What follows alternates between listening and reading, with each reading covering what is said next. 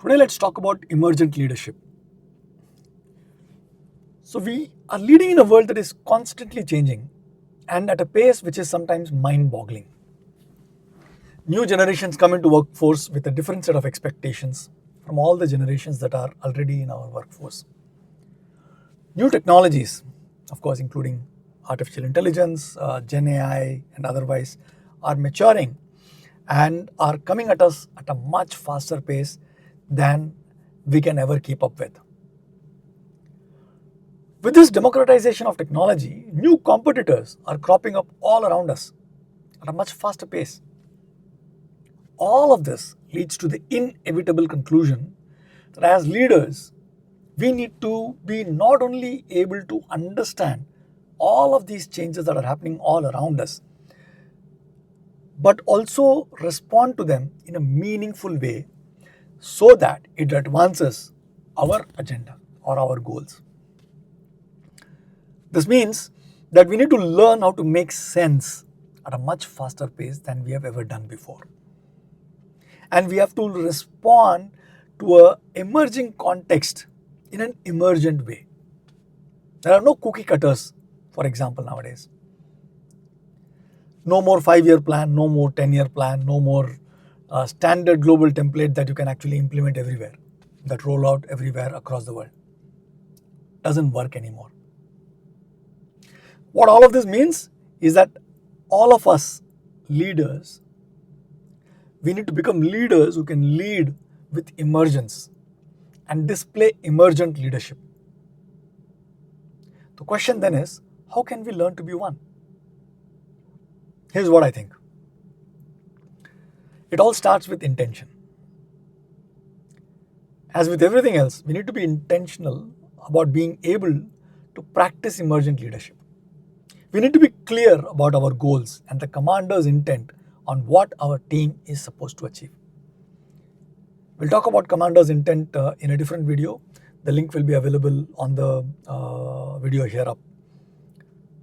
It's not enough for us to know this intent or the goal that we are trying to strive for, but it is also important that we are able to clearly articulate the same to our team members whom we lead, so that they also know what is it that we are trying to achieve.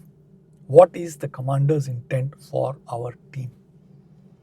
Knowing this allows them to respond to any emerging situation meaningfully and at pace without actually having to circle back with you as the leader of the organization. Step 2 is increasing or improving your awareness. So we need to be aware of the emergent nature of the context within which we are operating, which means that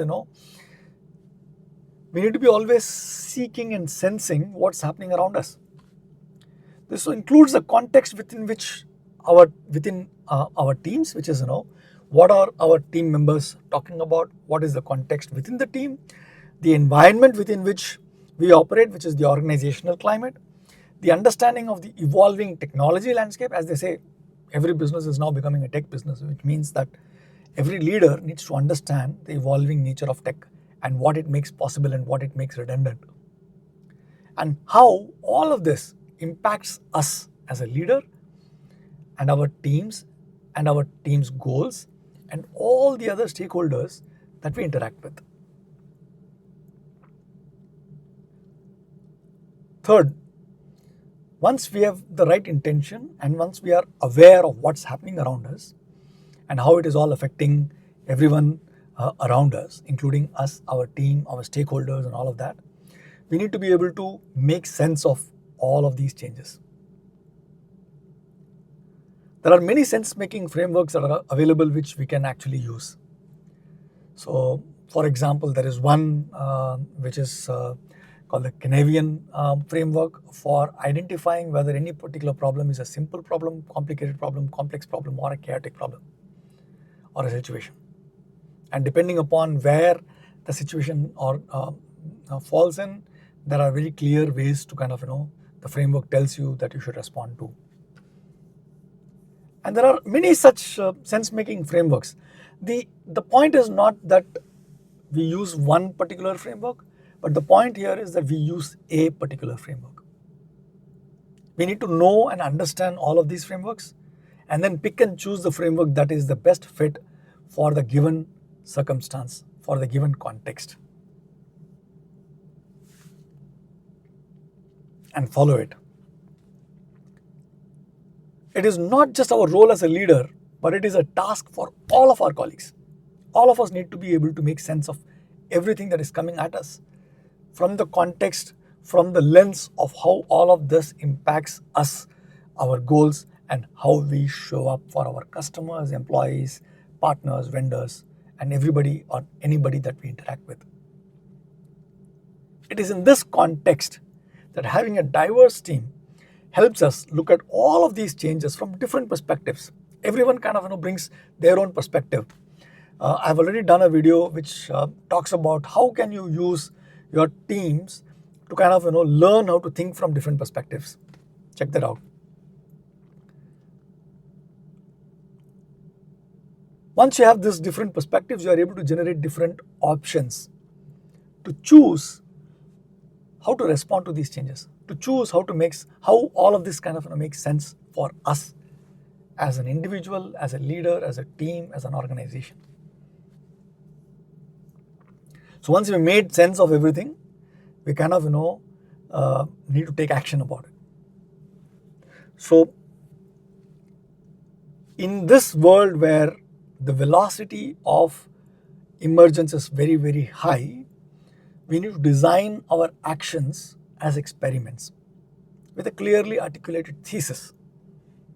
The thesis is an assumption that we are making, and based on the assumption, we expect a certain outcome for an action that we take. So that's the typical design of an experiment. So we are better off designing and running these smaller experiments. And when I say we, I mean the entire team.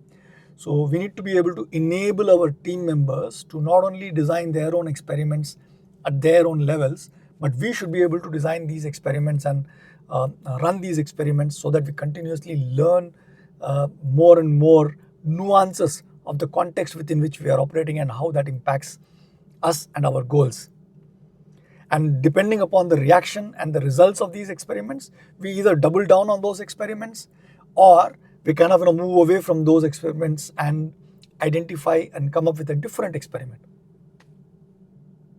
So all our actions now become experiments designed to test some things.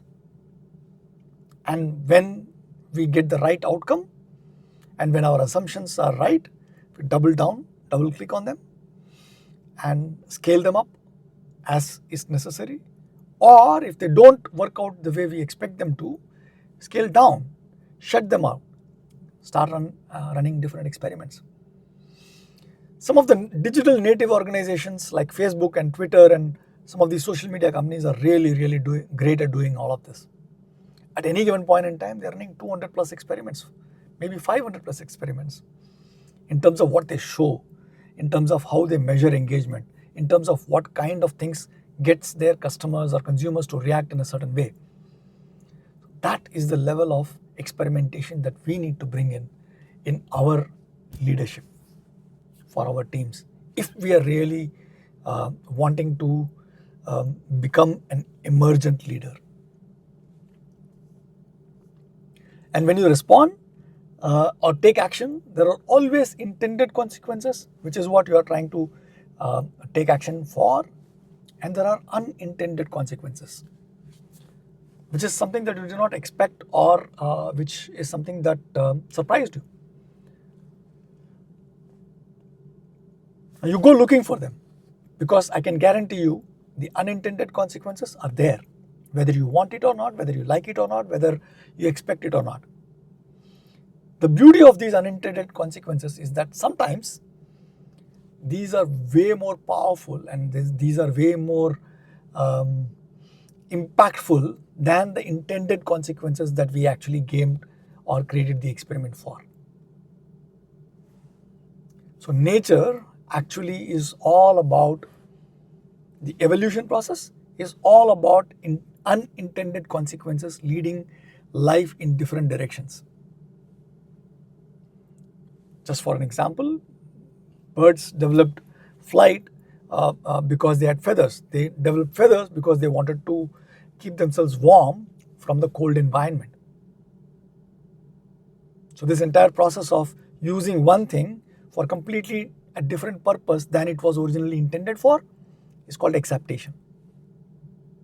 So always be looking for both intended consequences and unintended consequences. And always look at it from from a lens of opportunity. What does this provide us? What opportunity does this intended consequence provide to us? What opportunity does this unintended consequence provide for us? Rinse and repeat. So it's a loop. So once we have done that, then again we kind of sensed things from our environment. We've been intentional about observing both intended and unintended consequences. We are paying attention to what's happening. We are kind of making sense of everything that is happening. Then we design experiments, take action, and design those actions as experiments. Either double down or kind of scale up or scale down the experiments. Shut down some experiments, create new experiments. Again, go looking for those consequences, intended and unintended, and this goes on and on and on. And when you're able to do this at pace, and if you're able to keep pace with the velocity at which change is coming to you, you are practicing emergent leadership.